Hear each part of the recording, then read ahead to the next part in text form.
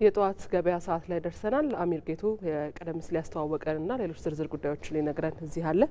አሚር መቀጠል ይቻላል። እሺ፣ አመሰግናለሁ።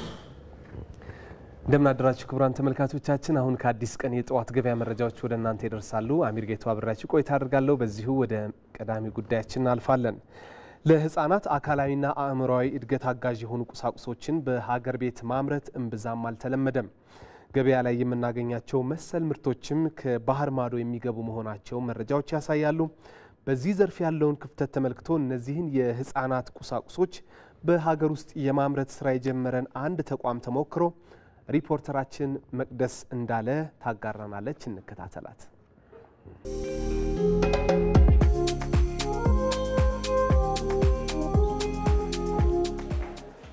ሰላም፣ እንኳን ደህና መጣሽ።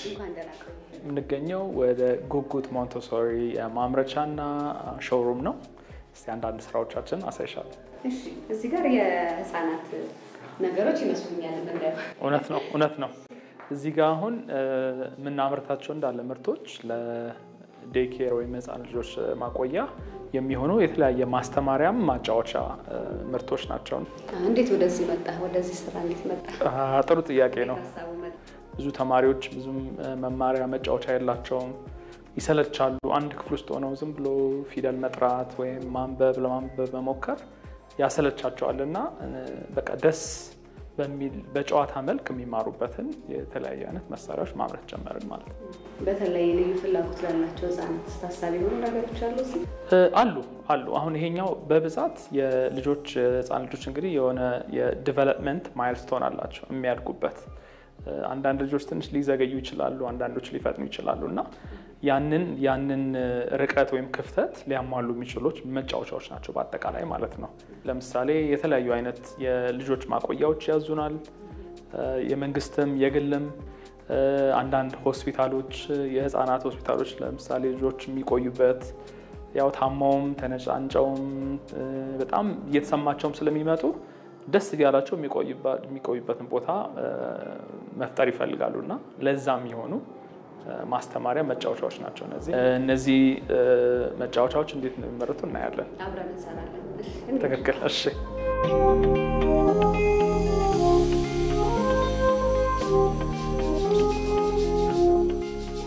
ያው ቅድም ላይ ያየሻቸው መጫወቻዎች እንዳለ እዚሁ ነው የሚመረቱት።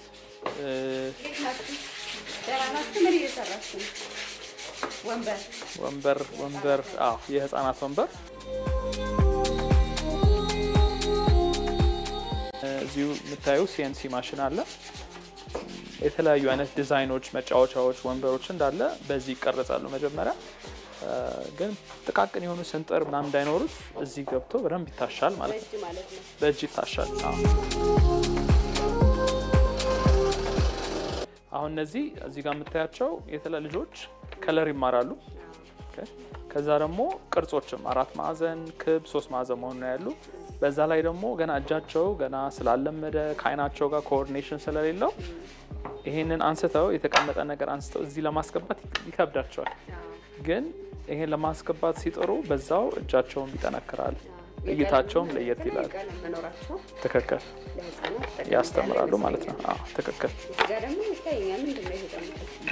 እሱ ደግሞ ይሄ ደግሞ ያው 1 ዓመት ላልሞላቸው ህፃን ልጆች ድምፁ በጣም ያጫውታቸዋል። በዛውም ደግሞ ይሄ ሲሽከረከር በዛው እየተከተሉት ዳዴም የበለጠ እየተማሩ ይሄዳሉ ማለት ነው። በእጃቸው መንቀሳቀስ ይለማመዳሉ ማለት ነው። ስለሆነ ጠንካራ ነው። ገበያ ላይ ያሉት አብዛኛው ከባህር ማዶ የሚመጡ ናቸው። ልክ ነው። በጣም የማይረቡ የፕላስቲክ ስራዎች ምናምን ነገሮች እናያለን። ግን ይሄ ናቹራል የሆነ ለህፃን ልጆች ለብዙ ልጅ ያገለግላል። ለብዙ ልጆች የሚሆን ነው ይሄኛው። እዚህ ጋር ደግሞ እንደዚህ ማስገባት እንደገና መመለስ። እኛ ስናደርገው ቀላል ይመስላል፣ ግን ለአንዳንድ ልጆች በጣም ከባድ ነው። ደግሞ ዝሆን ይታየኛል። መገጣጠም ከፍ እያሉ ሲሄዱ ከቅርጽ የ4 ማዕዘን 3 ማዕዘን ይወጡና ከዛ ወደ እነዚህ አይነት ይሄን ቅርጽ ወደ መገጣጠም ስለተለያየ እንስሳ ይማራሉ ማለት ነው። በጨዋታ መልክ ጫማ እንዴት እንደሚታሰር ማስተማር እንችላለን ማለት ነው። ቀበቶ እንዴት እንደሚታጠቁ ላያውቁ ይችላሉ። እሱን የሚያስተምር ልክ እንደዚህ አይነት ፍሬሞች አሉ። ዚፕ ጃኬት መቆለፍ። ስለዚህ ይሄ ምን ያስተምራቸዋል? ገና በልጅነታቸው ራሳቸውን ችለው እንዲንቀሳቀሱ ይረዳቸዋል ማለት ነው። በተለይ የህፃናት እቃዎች ላይ እኔም እንደወላጅ አይገኝም በአብዛኛው የባህር ማዶ ምርቶች ናቸው ያሉት። እዚህ ቀጥል እየተማሩ ደግሞ እየተጫወቱ በዛ ላይ በሀገር ምርት ደግሞ ልክ ነው ነገር ይመስለኛል። ምንድነው እቅዳቸው ለፍታሌ? ጥራት ያለው ነገር የኛን ባህል ማስተማር የሚችል ነገር ላይ ምርት አውጥተን ያው ወላጆችን ልጆችን ማስደሰት ነው። የምትሰሩት ስራ ትልቅ ነው። አመሰግናለሁ። እናመሰግናለን።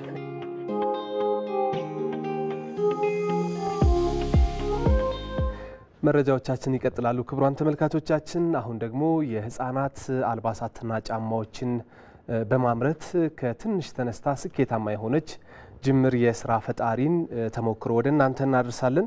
እንግዲህ ባለ ታሪካችን ወደዚህ ሙያ የተቀላቀለችው ለልጅዋ ጫማ ከመስራት እንደሆነ በመቀጠልም ደግሞ አራሶችን ለመጠየቅ ስትሄድ ራሷ በእጇ የሰራችውን የአራስ ልጅ ጫማ በመያዝ እንደነበር መረጃዎች ያሳያሉ። ስራዋ ተቀባይነትን እያገኘ ሲመጣ ደግሞ በአንድ ማሽን የጀመረችውን ስራ አሳድጋ አሁን ላይ ስራዋን በሰፊው እየሰራች ትገኛለች። ከዚች ወጣት የስራ ጀማሪ ጋር ባልደረባችን ኤዶማ ማረ ቆይታ አድርጋለች። ከራሷ አንደበት ታሪኳን እንከታተል።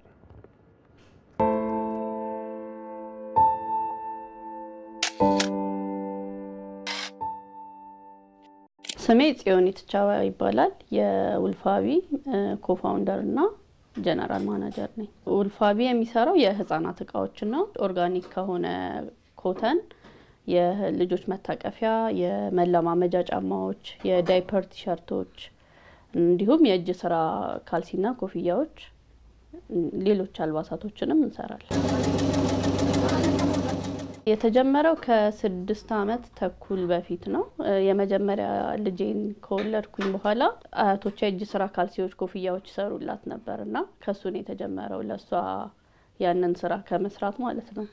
ከዛ በኋላ ባለቤቴ የሌዘር ኤንድ ፉትዌር ኢንጂነሪንግ ነው ባክግራውንዱ። አንድ ማሽን ገዛንና ጫማዎችን መሞከር ጀመርን፣ መለማመጃ ለልጃችን ማለት ነው። በዙሪያችን ያሉት ሰዎች እየወደዱት መጡ እቃውን። ለወለደ ሰው ምናምን ሰው ልንጠይቅ ስንሄድ ደግሞ የራሳችንን እቃዎችን እያያዝን መሄድ ጀመርን። ፊድባኩም በጣም ቆንጆ ነበር። ከሱ ነው የተነሳ ነው። አሁን ላይ ባለን ካፓሲቲ በቀን እስከ 2 ደርዘን የማምረት አቅም አለን። እስከ 6 ጫማዎች ምናምን ነው የምንሰራው በቀን ውስጥ። ልብሶቹ 100% ኮተን የኢትዮጵያ ፈትል ወይም ጋቢ ከምንለው ማቴሪያል ነው የሚሰሩት። ኮምፎርታብል ናቸው። ለልጆች ሌላ ኬሚካል ምናምን ያልገባበት ማቴሪያል ነው የምንጠቀመው ስንሰራ። ጫማዎቹን ደግሞ ሌዘር ነው የምንጠቀመው፣ ፒውር ሌዘር 100% ሌዘር። የሺፕ እና ጎት ስፔሻል ቆዳዎች የሚባሉ አሉ። ታን ሲደረጉ ጀምሮ ከፕሮሰሳቸው ጀምሮ ከታነሪ ጀምሮ ህፃናትን በማይጎዳ መልኩ ታን ተደርጎ ፋብሪኬት የተደረጉ 100% የኢትዮጵያ ሌዘር ነው የምንጠቀመው። የገበያ ትስስራችን አሁን ፊዚካል ሾፕ የለንም። እዚህ ወርክሾፕ ውስጥ ነው የምናመርተው። የምናመርተውን እቃ ከስተመሮቻችን ጋር ተደራሽ የምንሆንበት መንገድ ደግሞ ሶሻል ሚዲያን በመጠቀም ነው። ሶሻል ሚዲያ ላይ አክቲቭ ነን። በዛ መልኩ ነው ከስተመሮቻችን የሚመጡት። ካልሲዎች፣ ቀሚሶች፣ ሹራቦች እንዲሁም ኮፍያዎች ምናምን የሚሰሩ እናቶችና እህቶች አሉ በየቤታቸው። እንዲሁም ባስኬቶች የሚሰሩ ለጊፍት ባስኬት የምንጠቀማቸው ባስኬቶች አሉ።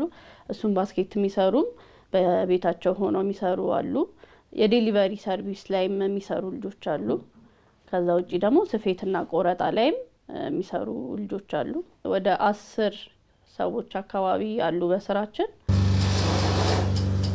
ዝቅተኛው ዋጋ ሄርባንድ አለ። የጭንቅላት ሄርባንድ፣ የህፃናት ሄርባንድ ጭንቅላታቸው ላይ የሚያደርጉት ከልብስ ጋር ከጫማ ጋር ማች ተደርጎ ይሰራል።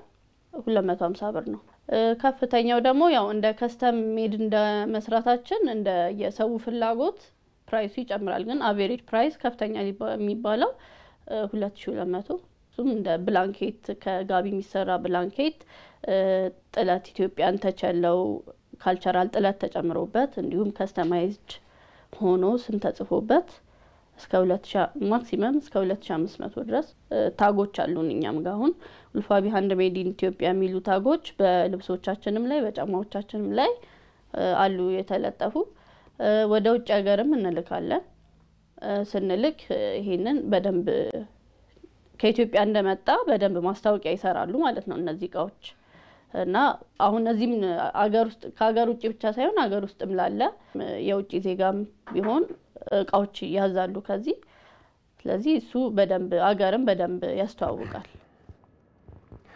አሁን ደግሞ የዎልማርትን የስታርታፕ ጅምር ምን ይመስላል የሚለውን ተሞክሮን ባጭሩ ወደ እናንተ እናደርሳለን። ክቡራን ተመልካቾቻችን በዓለማችን ቀዳሚ የንግድ ማዕከል ተብሎ የሚጠቀሰው ዎልማርት ሁሉም አይነት ምርቶች በአንድ ቦታ የሚገኙበት ተመራጭ የመገበያያ ስፍራ ነው። ኩባንያው ከስታርታፕ ደረጃ ተነስቶ የት ደረሰ ለሚለው ጥያቄ የሚቀጥለው የሪፖርተራችን መቅደስ እንዳለ ዘገባ ምላሽ አለው። እንከታተለው። ላፍታ አሰብ አድርጉት። የቤት አስቤዛውን ለመሸመት ፈልገዋል፣ ግን እነዚህን ነገሮች ለማሟላት የተለያዩ ቦታዎች መሄድ ይጠበቅቦታል። ወጪው፣ እንግልቱ፣ ኃይል ማባከኑ። ከዚህ ሁሉ የሚያድኑት መላ አለ። አንድ ስልክ ቁጥር ላይ በጽሁፍ መልእክት ይሰዳሉ። ያ መልእክት የተላከለት ሰው ሁሉንም የታዘዘውን እቃ ያውም በገበያው ላይ ካለው እጅግ ዝቅ ባለ ዋጋ ቤቱ ድረስ ይዞ ከች ቢልስ? በእርግጥ ይህ አሁን ዘመን ላይ ሆኖ ከሀሳብም አልፎ በቀላሉ የሚተገበር ነውና ላይደነቅ ይችላል። የዚህ ሀሳብ ጠንሳሹ ግን ይህን ካደረገ 10 ዓመታት ተቆጠሩ። በ1918 ኦክላሃም የተወለደው ሳም ዋልተን ከልጅነቱ ጀምሮ ለንግድ ዝንባሌ ነበረው። ዝንባሌውን በእውቀት ለመደገፍ ወስኖም ከዩኒቨርሲቲ ኦፍ ሚዙሪ በምጣኔ ሀብት ዲግሪውን ተቀበለ። ያንን እውቀት መጨበጥ ቀድሞም ለንግድ የነበረውን ትኩረት የጨመረለት ዋልተን ከዩኒቨርሲቲ በተመረቀ በ3ኛ ቀን ስራ አገኘ። ቀጣሪው ደግሞ በአሜሪካ አያዋ ግዛት የሚገኘው በሸቀጣሸቀጥ ሽያጭ ዘርፍ ስሙ የሚታወቀው ጄሲ ፔኒ ተቋም ነው።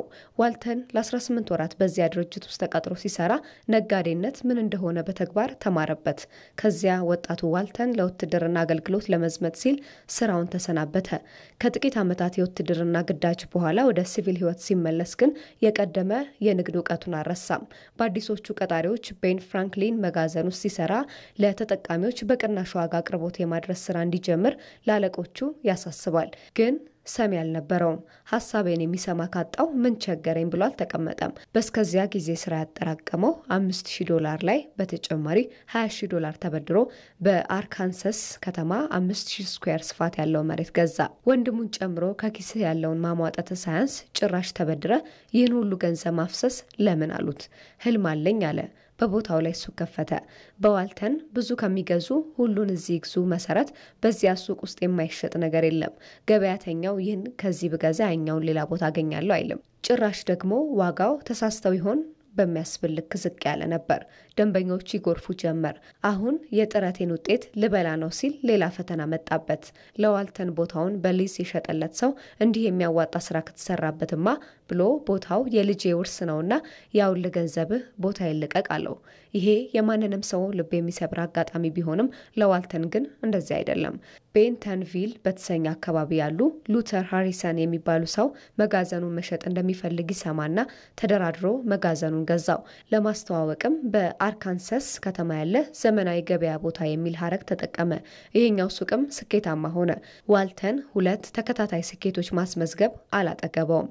እንዲያውም እኔ በቂ ስኬት ማግኘቴ ለሰራተኞቼ መትረፍ አለበት አለና የሱቁን ቅርንጫፍ ለማሳደግ ወሰነ። በፈረንጆቹ 1962 የሱቁን ስም ዋልማርት አለው።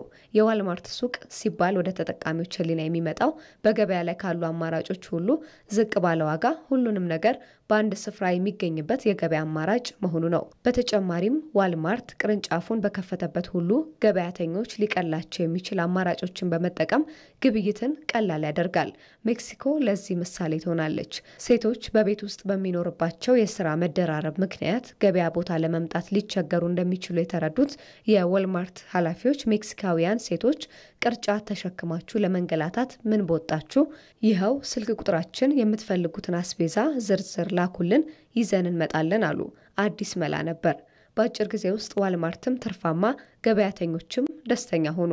ዛሬ ዋልማርት ከቻይና እስከ ቺሊ በሁሉም አህጉራት 19 ሀገራት ውስጥ በ10,000 የሚቆጠሩ ሱቆች ከፍቷል።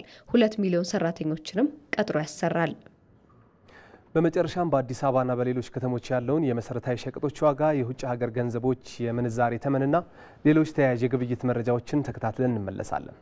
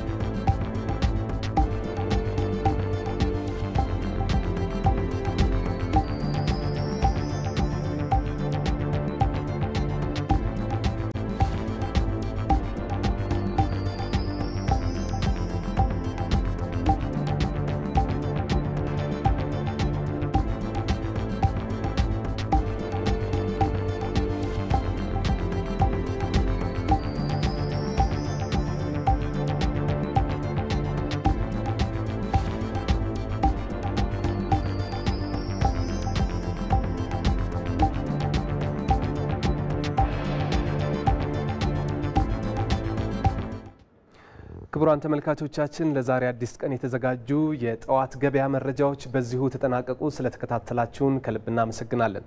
ወደ እናንተ ልመለስ። መረጃዎችን ጨርሻለሁ። እናመሰግናለን። እሺ አመሰግናለሁ።